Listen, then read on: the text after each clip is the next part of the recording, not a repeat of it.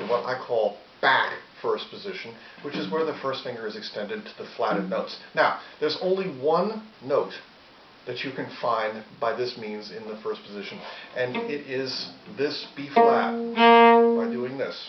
Getting the octave here, getting the fourth here, and another fourth here.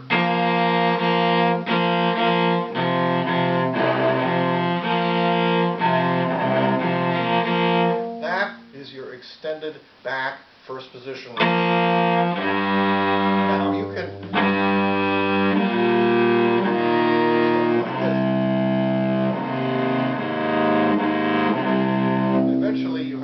on your ear to know that this is a good E flat and this is a good A flat.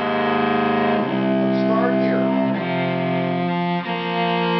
I also recommend using a tuner that generates a pitch to find these flatted notes. Set it on E flat, A flat, tune those notes there. But once again, alternate.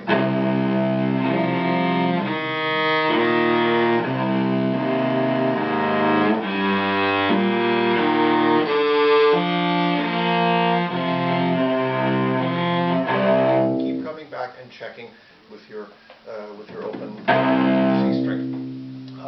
You know, just as an aside, a good passage to practice for this position is the opening of the finale, the jig of the fourth suite.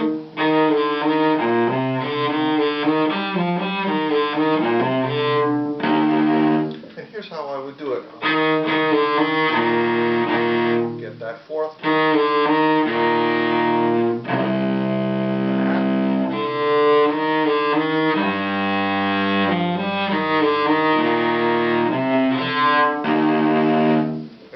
Of ways to incorporate these open string exercises into the repertoire.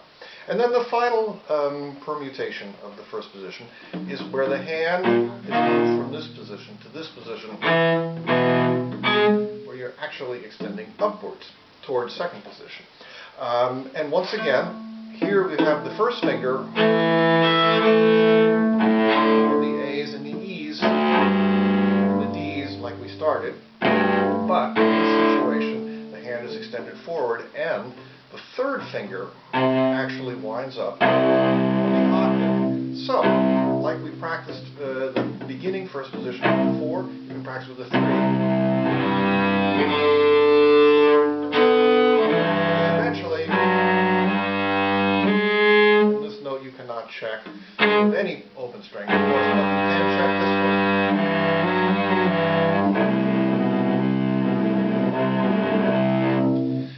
So, finally, after you've practiced alternating all these things, you can alternate between these three positions. And here you have to be creative. For example, what I just showed you, finding the extended upward first position, you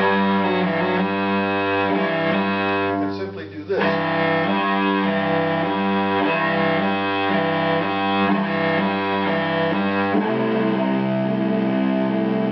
Making sure, of course, that the octave is in tune.